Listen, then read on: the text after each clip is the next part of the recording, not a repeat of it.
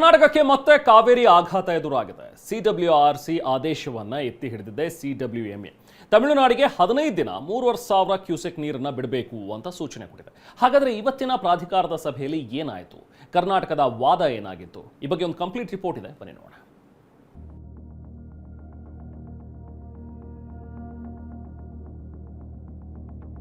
ಆದೇಶವನ್ನೇ ಈಗ ಎತ್ತಿ ಹಿಡಿದಿರುವಂತಹದ್ದು ತಮಿಳುನಾಡಿನ ವಾದವನ್ನ ಪುರಸ್ಕರಿಸಿದೆ, ಕರ್ನಾಟಕದ ವಾದವನ್ನು ತಿರಸ್ಕರಿಸಿರುವಂತಹದ್ದು. ಬಂದ್ ಮಾಡಬೇಕಾಗುತ್ತೆ. ರೈತ ಬಾಂಧವರ ಪರ ನಾವ್ಯಾವತ್ತೂ ನಿಂತಿದ್ದೀವಿ.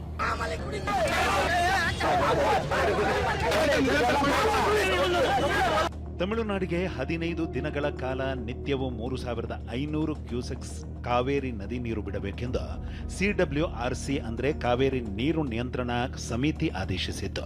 ಈ ಆದೇಶವನ್ನು ಪ್ರಶ್ನಿಸಿ ರಾಜ್ಯ ಸರ್ಕಾರವು ಸಿಡಬ್ಲ್ಯೂಎಂಎಗೆ ಮೇಲ್ಮನವಿ ಸಲ್ಲಿಸಿತ್ತು.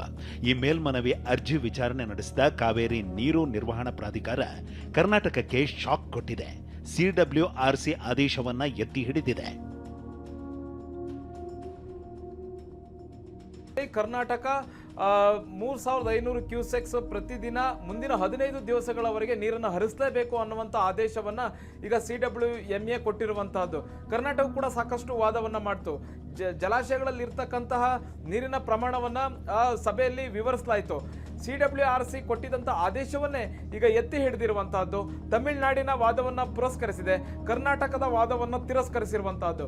ಬಹುಮುಖ್ಯವಾಗಿ ಇದು ಎಲ್ಲೋ ಒಂದ್ ಕಡೆ ಕರ್ನಾಟಕಕ್ಕೆ ಒಂದ್ ಕಡೆ ಇದು ಬರಗಾಲ, ಒಂದು ಸಂಕಷ್ಟದ ಕಾಲ. ಇಂಥ ಸಂಕಷ್ಟದ ಕಾಲದಲ್ಲಿ ತಮಿಳುನಾಡಿಗೆ ನೀರು ಹರಿಸಬೇಕು ಅನ್ನುವಂಥದ್ದು ಗಾಯದ ಮೇಲೆ ಬರೆ ಎಳೆದಂತಹ ಪರಿಸ್ಥಿತಿ ಈಗ ಆಗಿರುವಂತಹದ್ದು. ಈಗ ಕರ್ನಾಟಕ ಸರ್ಕಾರ ಯಾವ ರೀತಿಯಾದ ತೀರ್ಮಾನ ಮಾಡುತ್ತೆ ಅನ್ನುವಂಥದ್ದು ಬಹಳಷ್ಟು ಕುತೂಹಲ ಕೆರಳಿಸಿದೆ. ಸಿಡಬ್ಲ್ಯೂಆರ್ಸಿ ಆದೇಶ ಎತ್ತಿ ಹಿಡಿದ ಸಿಡಬ್ಲ್ಯೂಎಂಎ ಕರುನಾಡಿಗೆ ಮರಣ ಶಾಸನ. ಮೊದಲೇ ನೀರಿಲ್ಲ, ಕುಡಿಯೋ ನೀರಿಗೂ ಸಂಕಷ್ಟ ಬಂದೊದಗಿದೆ. ಇಂಥ ಹೊತ್ತಲ್ಲಿ ತಮಿಳುನಾಡಿಗೆ 15 ದಿನ ನಿತ್ಯವೂ 3,500 ಕ್ಯೂಸೆಕ್ಸ್ ನೀರು ಹರಿಸಬೇಕೆಂಬ ಸಿಡಬ್ಲ್ಯೂಆರ್ಸಿ ಆದೇಶವನ್ನ ಸಿಡಬ್ಲ್ಯೂಎಂಎ ಎತ್ತಿ ಹಿಡಿದಿದೆ. ಈ ಮೂಲಕ ಬರದ ಛಾಯೆ ಆವರಿಸಿಕೊಂಡಿರುವ ಕರ್ನಾಟಕಕ್ಕೆ ಮರಣ ಶಾಸನವನ್ನ ಸಿಡಬ್ಲ್ಯೂಎಂಎ ಬರೆದಿದೆ. ಹಾಗಾದ್ರೆ ದೆಹಲಿಯಲ್ಲಿ ನಡೆದ ಕಾವೇರಿ ನೀರು ನಿರ್ವಹಣಾ ಪ್ರಾಧಿಕಾರದ ಸಭೆಯಲ್ಲಿ ಏನೇನಾಯ್ತು? ಕರ್ನಾಟಕ ವಾದಿಸಿದ್ದೇನು ಅನ್ನೋದನ್ನೇ ತೋರಿಸ್ತೀವಿ ನೋಡಿ. ಸಿಡಬ್ಲ್ಯೂಆರ್ಸಿ ಶಿಫಾರಸನ್ನ ಪಾಲಿಸಲು ಸಾಧ್ಯವೇ ಇಲ್ಲ. ರಾಜ್ಯದಲ್ಲಿ ತೀವ್ರವಾದ ಮಳೆಯ ಕೊರತೆ ಇದೆ. ಕಾವೇರಿ ಕೊಳ್ಳದ ಡ್ಯಾಂಗಳಲ್ಲಿ ಸಮರ್ಪಕ ನೀರಿಲ್ಲ. ಈ ವರ್ಷ ಬಿಳಿಗುಂಡ್ಲು ಬಳಿ ನಿತ್ಯ 178 ಕ್ಯೂಸೆಕ್ ನೀರಿನ ಹರಿವಿದೆ. ಜೂನ್ ಜುಲೈನಲ್ಲಿ ಬರ ಹೆಚ್ಚಾಗಿ 3.55 ಟಿಎಂಸಿ ನೀರು ಹರಿದಿದೆ. ಜಲಾಶಯಗಳಲ್ಲಿ ನೀರಿನ ಕೊರತೆ ಪರಿಗಣಿಸಬೇಕು. ರಾಜ್ಯದಲ್ಲಿನ ಬರದ ತೀವ್ರತೆಯನ್ನು ಪರಿಗಣಿಸಬೇಕು. ಪ್ರತಿನಿತ್ಯ 3,500 ಕ್ಯೂಸೆಕ್ಸ್ ನೀರು ಬಿಡಿ ಎಂದಿದ್ದಾರೆ. ಬಿಳಿಗುಂಡ್ಲುವಿನಲ್ಲಿ 3,500 ಕ್ಯೂಸೆಕ್ ಹರಿವು ದಾಖಲಿಸಲು ಜಲಾಶಯಗಳಿಂದ ದುಪ್ಪಟ್ಟು ನೀರು ಹರಿಸಬೇಕೆಂದು ಕರ್ನಾಟಕ ವಾದಿಸಿದೆ.